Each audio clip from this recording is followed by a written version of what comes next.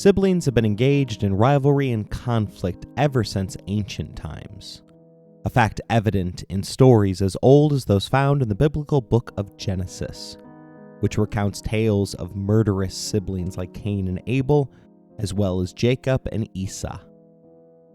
Psychology professor Janine Vivona affirms that competition among siblings is simply a part of life, adding that managing it is the best course of action for those with siblings or children.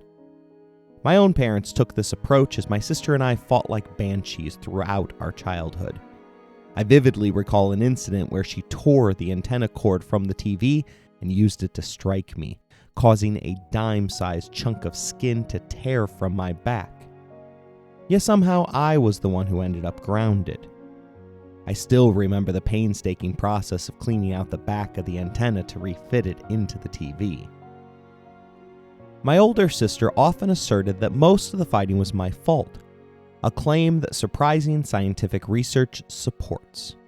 Studies indicate that while pairs of sisters tend to share a close bond, the addition of a brother often leads to increased aggression. This phenomenon is attributed to evolutionary factors, with conflict among siblings arising from competition over limited parental resources, such as attention, time, and money. Consequently, it's not uncommon for studies to find a correlation between the number of siblings and the frequency of violent incidents. According to the University of New Hampshire, these microaggressions between siblings occur frequently, with some cases averaging up to 8 instances per hour. Shockingly, about 4% of children report severe victimization by their siblings, while over 11% of 12-year-olds admit to being regularly bullied by their siblings. Although my relationship with my sister never reached such extreme levels, I can't help but recall the time when I realized that she had slipped on ice, which unbeknownst to me resulted in a broken foot.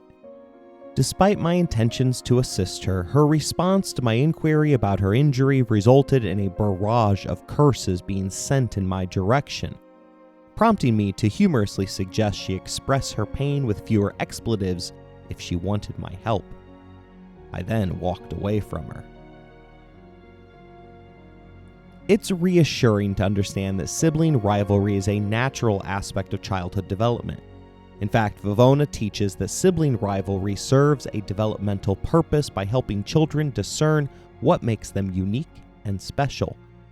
This process influences their interests and shapes their personalities based on their siblings' skills and desires. Personally, I've experienced how my sister's success in debate challenged me to strive for greatness. When she won the state championship in debate during my freshman year, I silently resolved to achieve even more. Although I fell just short of winning 2 state championships, my obsession with surpassing her did drive me to clinch a state title during my junior year. Naturally, she claims credit for my success, citing her role in teaching me the ropes when I was a freshman, as big sisters tend to do. However, big sisters aren't typically meant to marry and co-rule a kingdom with their little brothers, which was the peculiar situation Cleopatra found herself in around 51 BCE. After her father's death, she was named co-regent with her brother and husband, Ptolemy XIII, who was a mere 10 years old while she was 18. While sibling marriages were common in the Ptolemaic dynasty, historical records offered no conclusive evidence as to whether Cleopatra and Ptolemy XIII consummated their marriage. Nevertheless, early signs indicated that their relationship was fraught with tension. The ensuing sibling civil war ultimately set Cleopatra on a path to seduce the most powerful man in the world, Julius Caesar.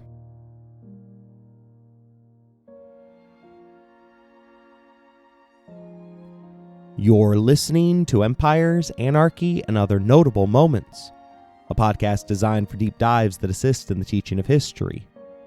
This series focuses upon the rise and fall of Egyptian ruler Cleopatra. Episode number 2, Capturing Caesar.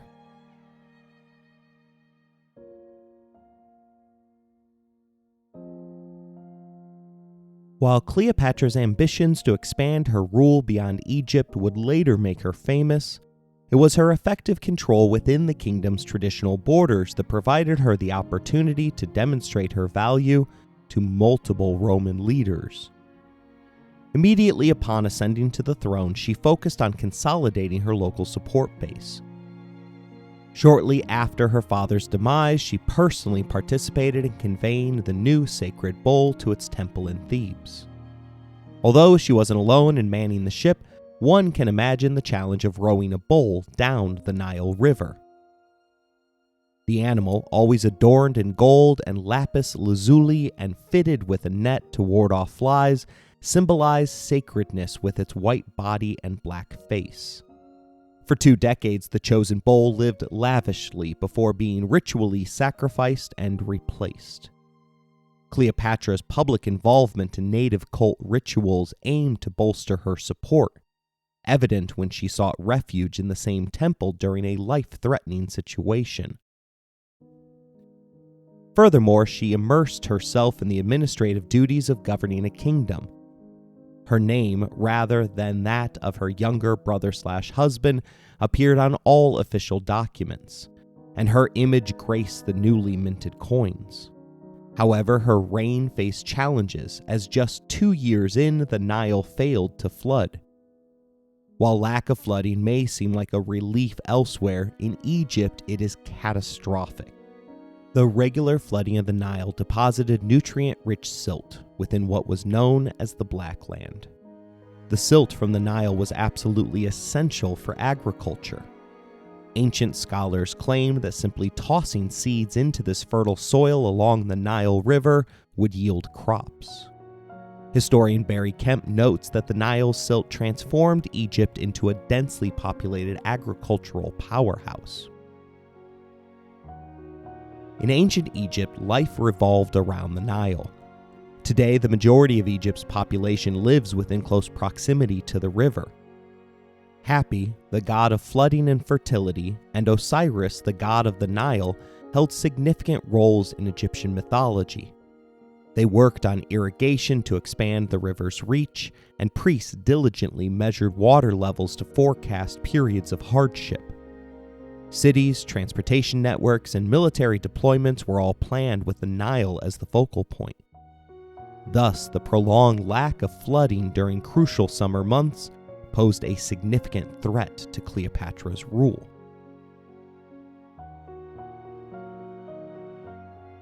Historian Stacy Schiff vividly portrays the turmoil that gripped the kingdom during this period, noting how shortages hindered priests from conducting rituals. Rural areas were depleted as starving villagers flocked to Alexandria, and lawlessness prevailed with rampant theft. Prices soared and distress was widespread. In response, the ruling siblings issued decrees redirecting food from the rural countryside, which was Cleopatra's base of power, to Alexandria, where Ptolemy's advisors held sway. This subtle shift, with Cleopatra's name appearing beneath her brother's on official documents, hinted at her diminishing influence. In 50 BC, events beyond Cleopatra's control unfolded, as the Roman proconsul of Syria dispatched an ambassador to reclaim Roman hostages who had aided Cleopatra's father. However, Roman troops in Alexandria, indulging in the city's luxuries, sent back the ambassador's head as a response. Cleopatra faced a dilemma: ignore the incident, privately punish the troops, or send the culprits to Syria in chains. Opting for the latter, she likely aimed to curry favor with Rome's leaders, prioritizing Rome's goodwill over that of her own people, as her father had done. This decision foreshadowed her diplomatic strategies in the years to come. A year later, another ambassador arrived seeking Cleopatra's aid in the civil war between consuls Gaius Pompey and Julius Caesar, who had crossed the Rubicon. During her father's reign, Pompey and Caesar had been allies in the First Triumvirate, cemented by Pompey's marriage to Caesar's daughter. Despite her kingdom's food shortages, Cleopatra, aligning with Pompey, generously supplied grain, soldiers, and ships to aid her allies. This decision, though seemingly strategic, would prove to be one of her gravest errors. Her decision to support Pompey in the looming conflict with Caesar proved costly for several reasons. Firstly, Caesar emerged victorious, making Cleopatra's allegiance to the losing side a strategic misstep. Secondly, her domestic situation was already precarious. Her brother and his allies had begun consolidating power, ensuring their supporters were well fed while Cleopatra's backers suffered. They orchestrated a public relations campaign to tarnish Cleopatra's reputation for aiding Rome against the interests of her own people. Within months, her name vanished from official documentation, and she fled for her life, finding refuge in the Syrian desert with a band of mercenaries. Although history often focuses on Julius Caesar as the destroyer of the Roman Republic and a towering figure of antiquity, I've intentionally crafted this series to center on Cleopatra rather than the men she manipulated. While Caesar's influence looms large, I'll provide a brief overview of ancient Rome to contextualize Cleopatra's story and her eventual encounter with Caesar.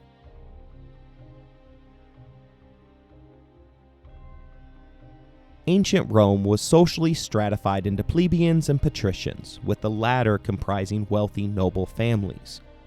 Caesar was born into one of the most illustrious patrician families, the Julii. Historian Adrian Goldsworthy highlights the Julii's enduring prominence among Rome's aristocracy, noting their consistent attainment of the title of consul, the Republic's highest political office. Caesar himself emphasized his family's prestigious lineage during his aunt's funeral, asserting their descent from both kings and gods, underscoring the sanctity and power inherent in their bloodline. At the age of 18, Julius Caesar found himself at odds with Sulla, the reigning dictator of the moment, amidst the constant power struggles with another influential patrician named Marius.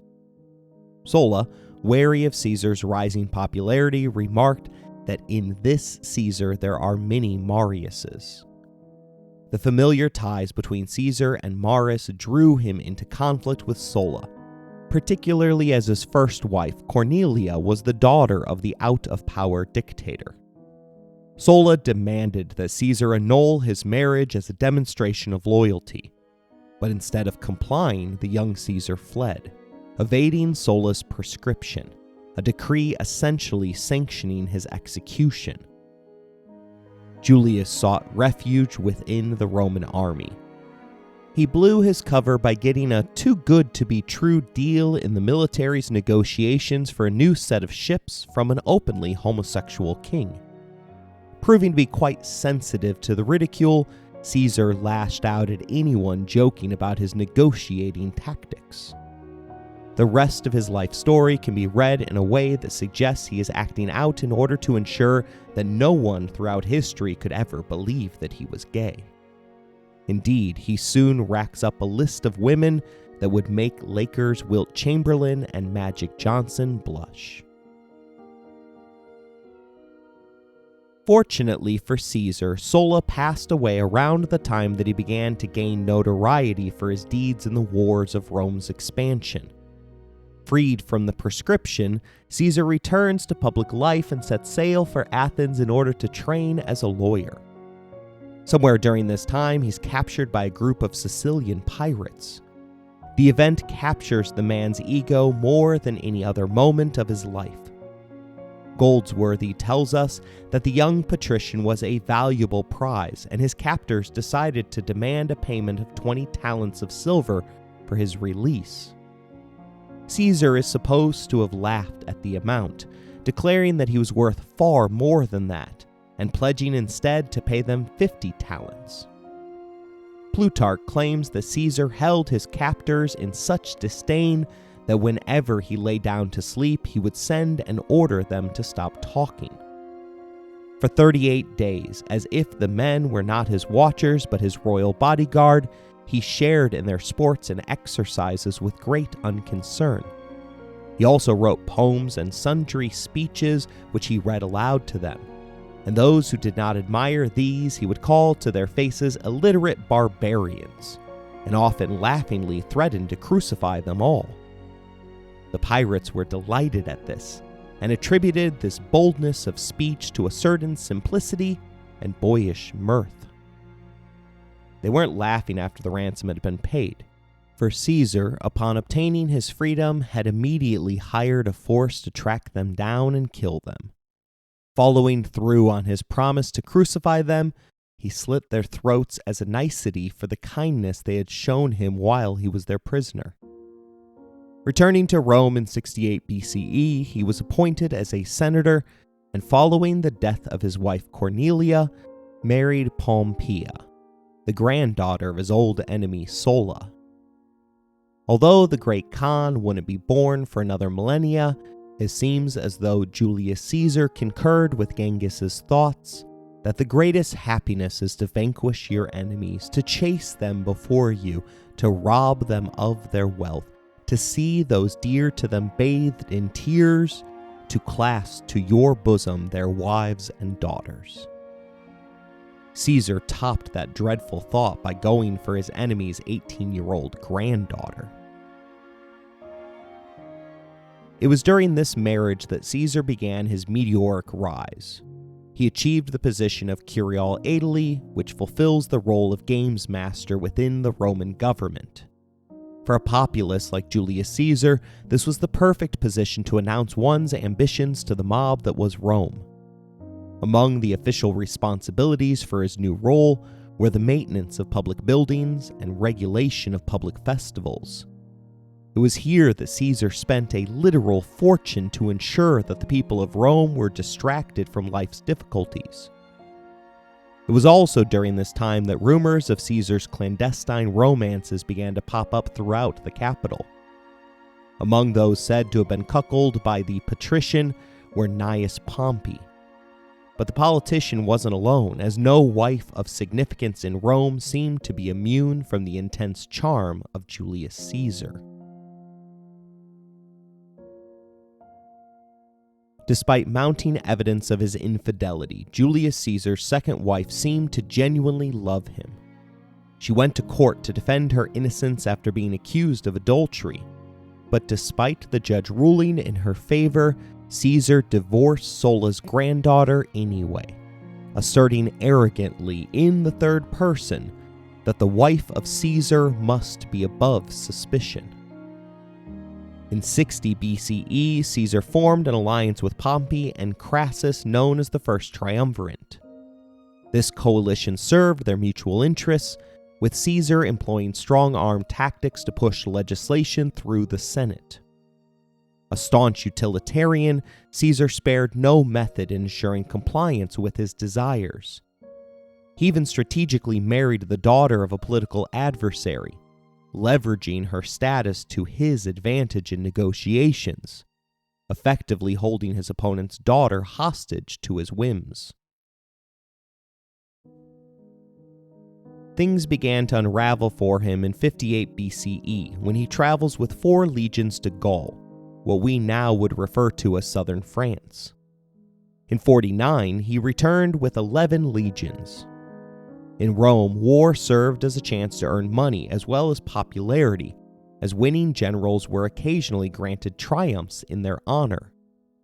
During these moments, the entire city of Rome would show up for their victorious parade through the capital.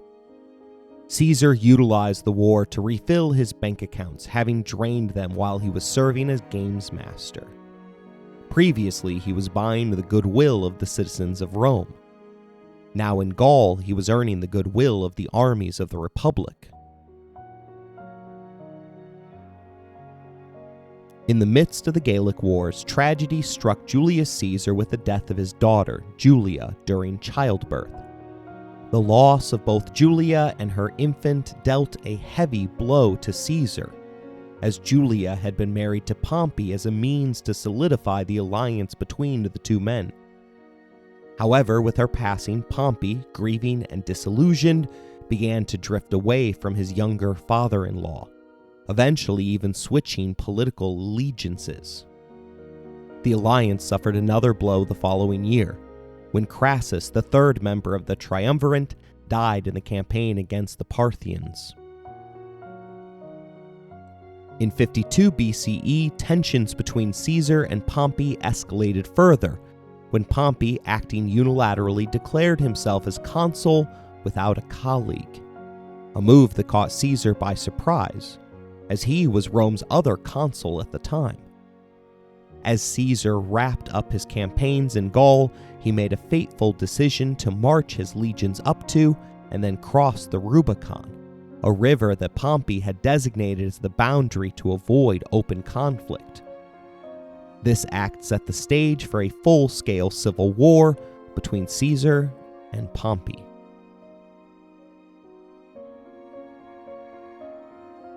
The decisive battle in the War of the Consuls showcased Julius Caesar's remarkable ability to overcome seemingly insurmountable odds.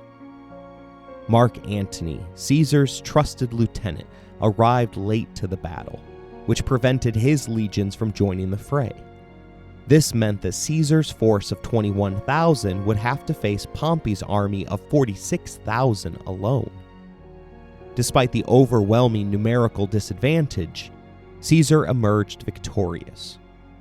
His military abilities, honed through years of experience and triumphs, proved decisive, as did the superior conditioning and discipline of his battle-hardened troops, forged during the Gallic Wars. In contrast, Pompey's soldiers, having grown complacent from garrison duty in the relatively peaceful city of Rome, lacked the same level of readiness. However, two crucial mistakes were made in the aftermath of Caesar's victory. Firstly, Caesar chose to pardon all of Pompey's men, including powerful figures like Brutus, a senator whose animosity towards Caesar would only intensify over time. Secondly, Pompey managed to escape, fleeing desperately to Alexandria, Egypt, hoping that his past support from Cleopatra's family would secure his safety. Hoping against hope that it would be enough to save him.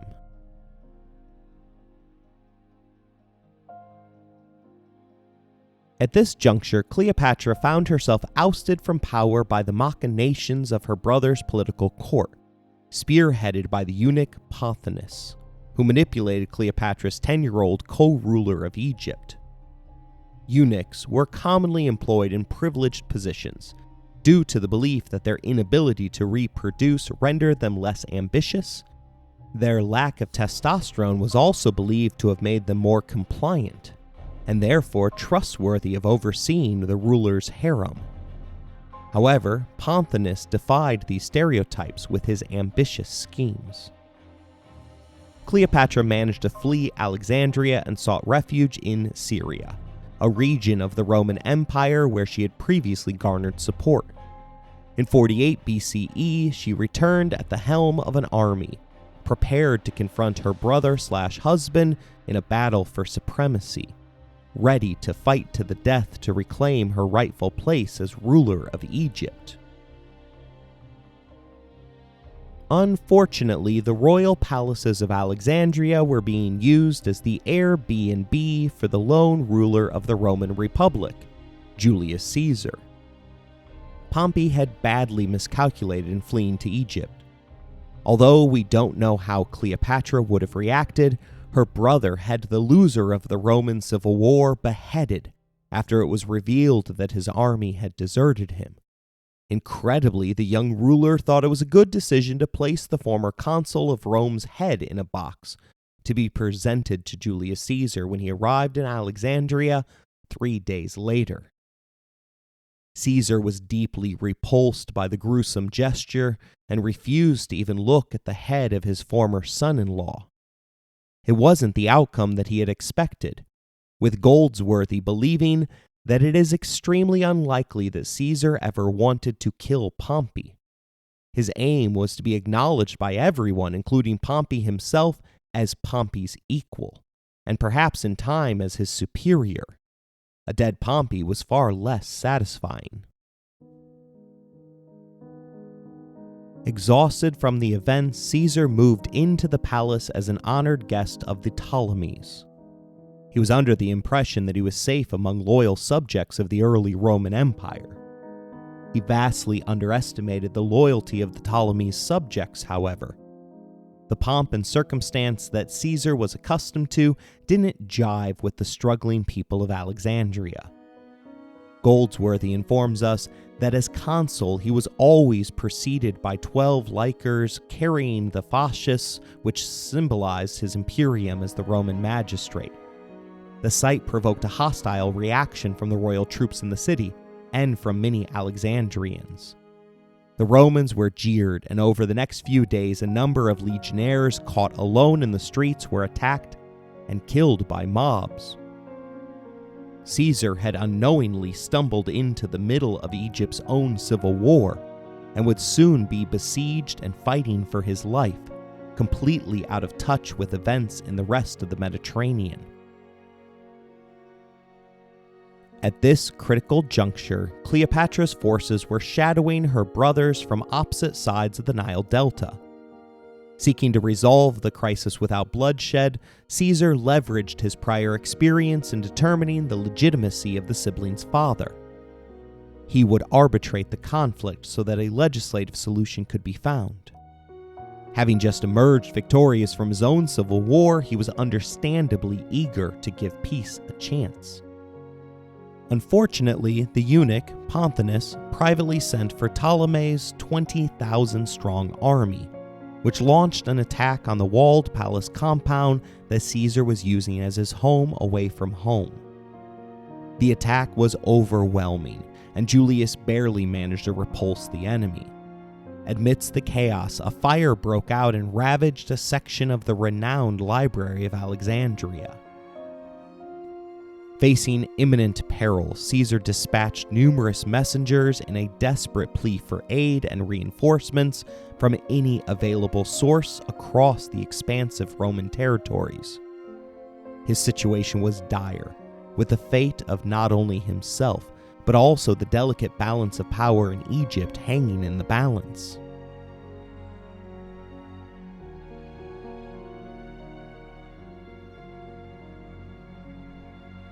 Cleopatra found herself at a pivotal moment, facing a decision that could alter the course of her fate and that of Egypt.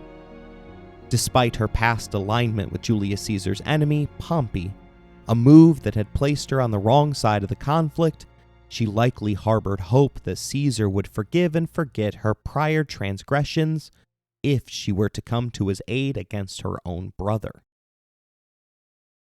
The options presented to her are reminiscent of the choices that were presented to the Fellowship of the Ring in J.R.R. Tolkien's fictional world of The Lord of the Rings. Scholars have long debated about the choices that were made by Gandalf and Elrond. Surely, approaching Mount Doom at the head of the united armies of elves, dwarves, and men would have been more likely to have succeeded than a small fellowship of 9 individuals, 4 of whom had never experienced battle and demanded that each day the group stops in order to partake in second breakfast. Likewise, casual watchers of the movie have wondered why Gandalf didn't just summon the giant invincible eagles far sooner in order to just fly them over the enemy's defenses in order to drop the Ring of Power into the nullifying lava. While the specifics of Cleopatra's army and her decision-making remain somewhat elusive, historical accounts confirm that she indeed commanded a legitimate military force. She easily could have traveled down her side of the Nile to relieve the siege of Caesar's palace. We don't know the exact reason, but like the Fellowship of the Ring, she opted to leave her army behind in order to travel in stealth through enemy lines. The popular story claims that she was smuggled hidden within a rug, which allows for a number of jokes about Cleopatra rolling out the welcome mat for the Roman ruler. But Goldsworthy provides a more nuanced account, describing Cleopatra's startling appearance on the scene. He explains that she smuggled herself into the palace at dusk, accompanied only by a single member of her household, Apollodorus of Rhodes. Apollodorus rowed her across the harbor in a small skiff, and then carried her into Caesar's presence, not concealed within a carpet, as often depicted in Hollywood tradition, but rather inside a laundry bag. The bag was then untied, revealing the queen, perhaps standing up as the linen dropped around her, evoking the image of a dancer emerging from a cake. Historical accounts suggest that Cleopatra meticulously planned her encounter with Caesar. According to historian Dio, despite her young age of 21, Cleopatra was fully aware of the notorious womanizing tendencies of the 52-year-old Caesar. While the exact details of her attire remain uncertain, historian Goldworthy suggests that Cleopatra carefully selected her attire to evoke both Caesar's sympathy for her loss of the throne and his passion as a renowned philanderer. This individualized, R-rated approach to politics deserves a deeper Machiavellian look. In a later episode, we will absolutely attempt to pass judgment upon Cleopatra for utilizing sex as a method of achieving her political goals, and whether she deserves to be praised or damned for doing so. But because this isn't the only time that she is going to deploy her weapon of mass seduction, we are going to hold off on that discussion for now.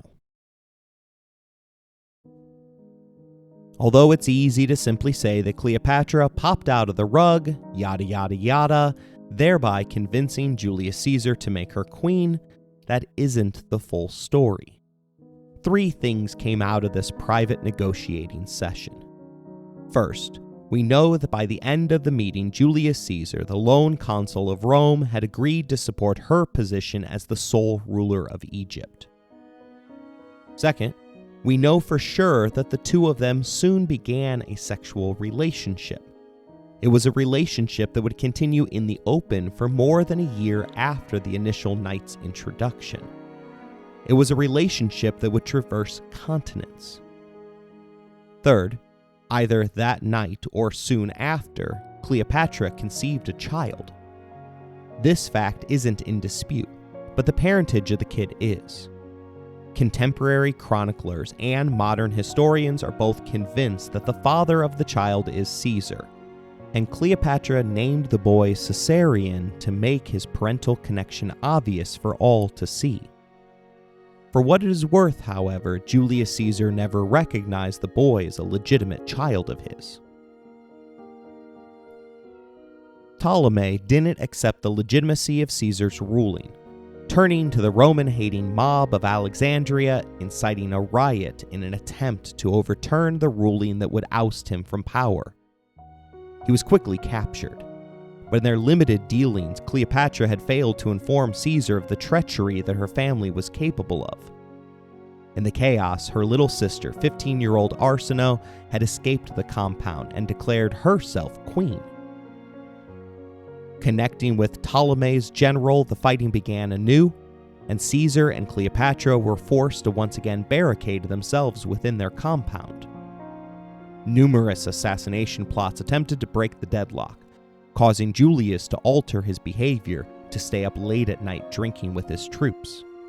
It was as much an attempt to ensure that he kept their loyalty as it was a sign of how afraid he was in the face of such threats to his life. Soon, the Romans figured out that the eunuch Pontius was leading the revolt from behind the curtain and had him executed. Cleopatra's victory was never assured, however. At one point, the Roman legionnaires were forced to dig new wells upon discovery that their only source of water had been poisoned. Once they managed to get out their front door, the fighting continued on the seas, with Caesar desperately fighting to avoid being cut off from resupply.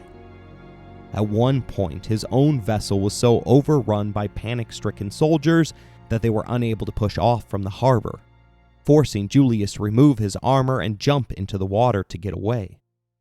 Proving how difficult it is to govern a burgeoning empire, he was seen keeping his left arm above water to preserve some important documents he was carrying.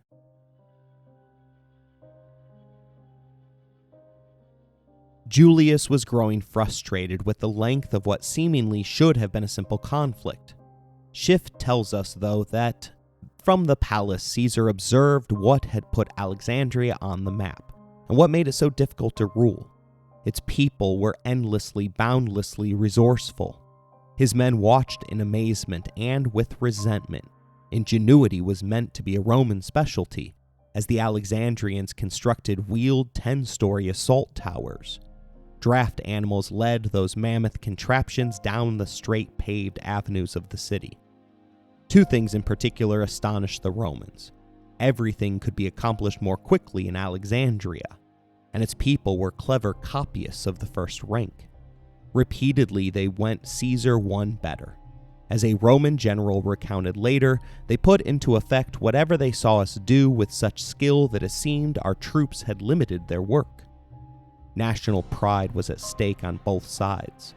When the Roman consul bested the seafaring Alexandrians in a naval battle, they were shattered. Subsequently, they threw themselves into the task of building a fleet. In the secret royal dockyard sat a number of old ships, no longer seaworthy. Down came the colonnades and the roofs of the gymnasiums, their rafters magically transformed into oars. In a matter of days, 27 capable warships materialized, along with a number of smaller craft, manned and ready for combat. Nearly overnight, the Egyptians conjured up a navy twice as large as Caesar's. Things finally turned Cleopatra's way in January of 47, when a delegation of Roman allies arrived. Her brother Ptolemy was released from captivity in hopes that it would result in a cessation of violence. But the 13-year-old merely rejoined his sister Arsinoe in rebellion against his wife and her Roman lover. The relief force consisted of 3,000 Jews, led by the father of Herod the Great, as well as various amounts of Syrians and Arabs. Goldworthy notes that the Jewish presence was significant, as it encouraged the large Jewish population of Alexandria to become far more sympathetic to Caesar. The rebels shifted their forces to face the new incoming threat, but in what became known as the Battle of the Nile, Ptolemy's army was utterly routed.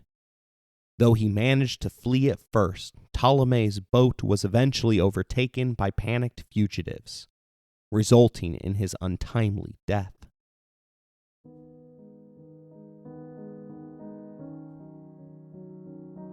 Schiff details the aftermath for us, writing, "With his cavalry, Caesar hurried to Alexandria to receive the kind of welcome he had doubtless expected months earlier. The entire population of the town threw down their weapons, left their defenses, assumed the garb in which supplicants commonly crave pardon from their masters, and after bringing out all the sacred objects with whose religious awe they used to appeal to their displeased or angry monarchs, went to meet Caesar as he approached and surrendered to him. Graciously, he accepted the surrender and consoled the populace." Although Rome had not received any updates from their consul for months, Caesar lingered in Alexandria for 2 months longer. The most plausible explanation for this extended stay was his affection for Cleopatra. Dio believed this to be obvious, noting that Caesar handed Egypt to Cleopatra, for whose sake he had waged the conflict. It would have been far more expedient for him to either disengage from the inter-sibling feud or to have installed her brother as ruler. But instead, he chose to remain and risked his life for the young woman who had emerged from a laundry basket, as though she were Marilyn Monroe disguised in an oversized birthday cake. Certainly, a stable Egypt was in Rome's interest. Schiff writes, "Nearly alone in the Mediterranean, Egypt produced more grain than it consumed. Cleopatra could single-handedly feed Rome. The reverse was also true. She could starve the city if she cared to. Her Egypt became, as of 47 BCE, a protectorate with an intimate twist.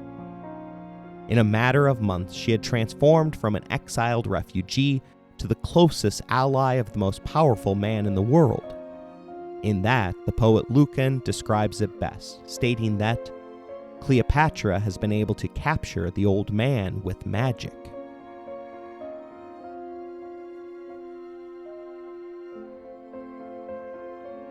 I hope you enjoyed today's episode. If you want to interact with the show, you can email us at resourcesbylowery@gmail.com or find us on the platform formerly known as Twitter.